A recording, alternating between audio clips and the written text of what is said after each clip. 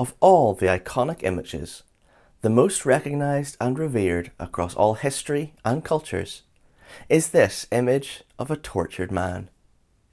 Why?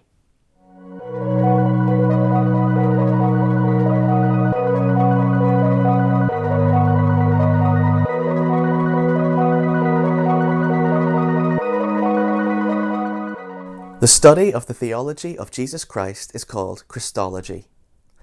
In this session, we'll be exploring how Scripture, tradition, reason and experience have understood this most divisive, compelling and prominent figure in all human culture.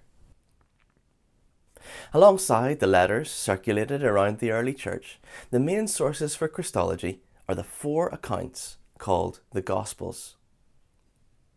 Mark is the first to be written, likely around AD 66. Mark is primarily interested in the question of whether Jesus is the promised rescuer expected by the Jews. Matthew expands on Mark's words, recording more of Jesus' teaching and emphasising that Jesus is the fulfilment of prophecy. One of his major themes is to show Jesus as a second Moses, coming out of Egypt, interpreting the law on a mountainside. Luke is the longest gospel and is the first part of a 2-volume work along with Acts, and it highlights Jesus' relationship with outsiders. These 3 share many of the same stories and language. Together, they're called the Synoptic Gospels. John's Gospel is quite different. It likely reached its current form around AD 100.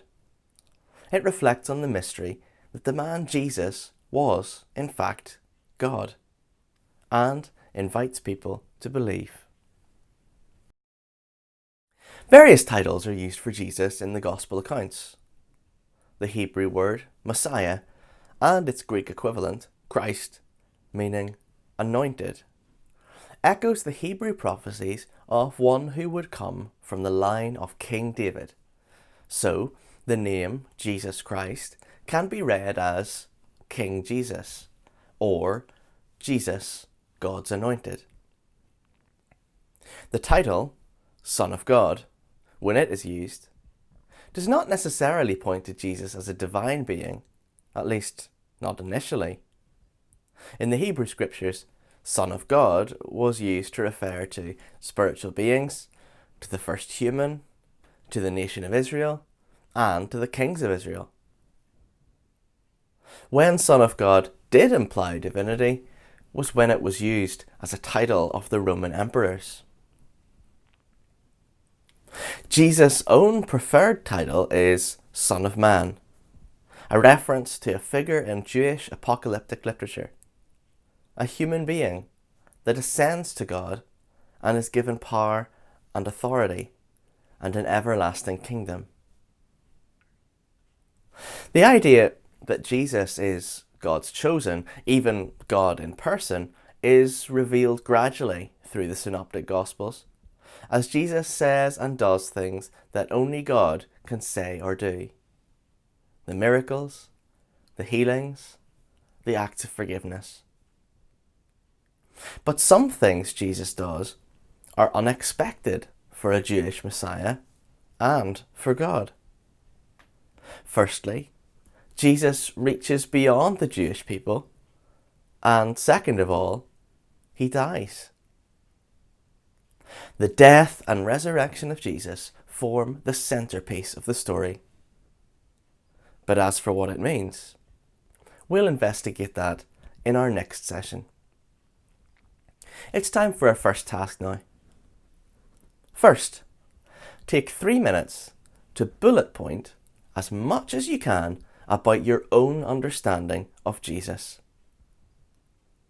Then, take the following 2 minutes to note whether each bullet point is known primarily through Scripture, tradition, reason, or experience.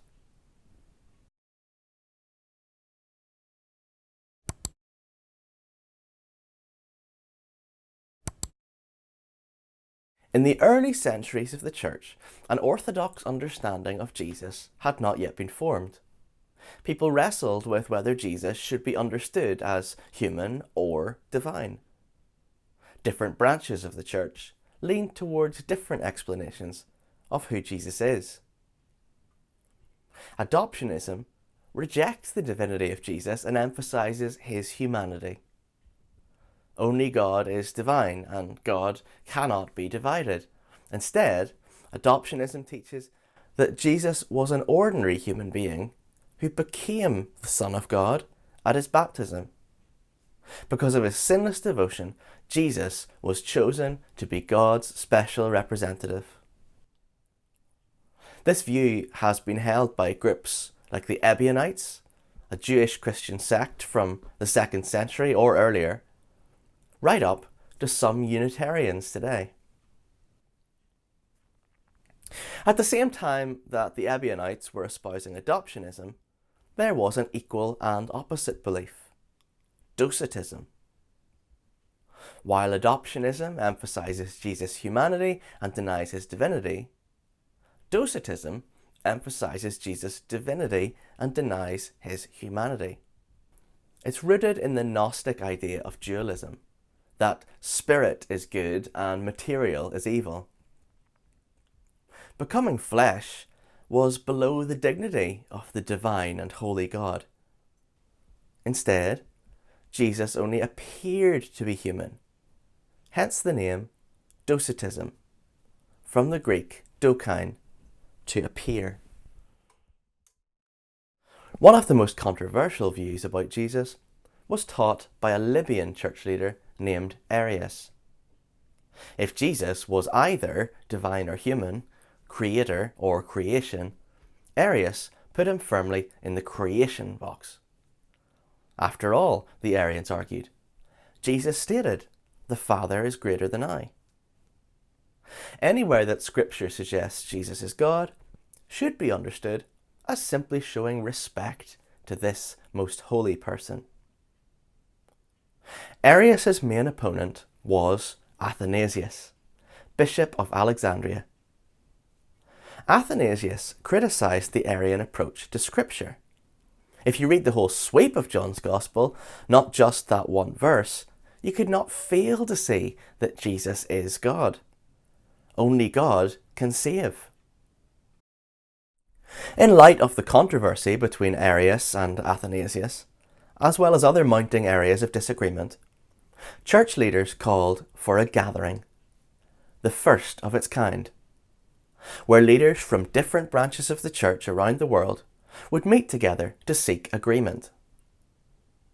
In 325, in the city of Nicaea, the meeting was convened by the Roman Emperor Constantine. It's worth noting, of course, that theological disputes are never purely theological. They almost always involve power, politics, and personalities. The story goes that the Council of Nicaea got so heated that at one point Arius got slapped in the face by a bishop from Turkey, now known as St. Nicholas. Yes, that St. Nicholas. At the end of the deliberations, the council sided with Athanasius. The concluding document of the council, the Nicene Creed, declares that Jesus is begotten, not made, of one substance with the Father.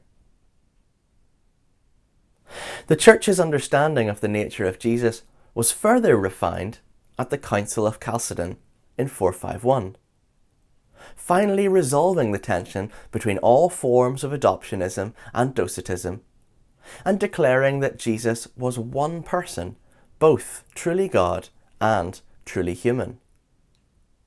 Over 400 years after Jesus, the Church is finally getting to grips with the Incarnation. It's time for our next task. Look up the following scriptures and decide whether they could be used to lend support to adoptionism, Docetism, Arius, or Athanasius.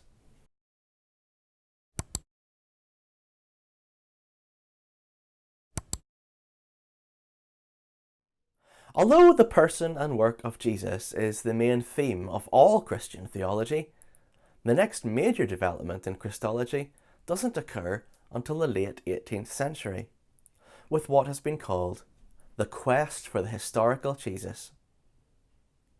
Scholars turned to Scripture armed with the new developing science of historiography, in an attempt to deduce what actually happened.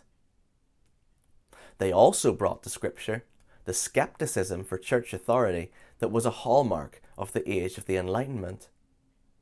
And so, orthodox understandings of Jesus that had developed over hundreds of years were immediately thrown out. So were any questions of the miracles being real, since they were irrational. The accounts of the resurrection too must be accounted for as stories or even shared delusions. The result of this quest was to say that there was indeed a first-century religious teacher named Jesus, but that he was likely very different from the Christ of faith that was, in fact, the product of layers and layers of dogma. The quest for the historical Jesus has had many detractors, mostly attacking its presuppositions for automatically discounting anything divine or supernatural. The late 20th century brought its own quest for the historical Jesus, this time focusing on understanding Jesus in the context of first-century Judaism.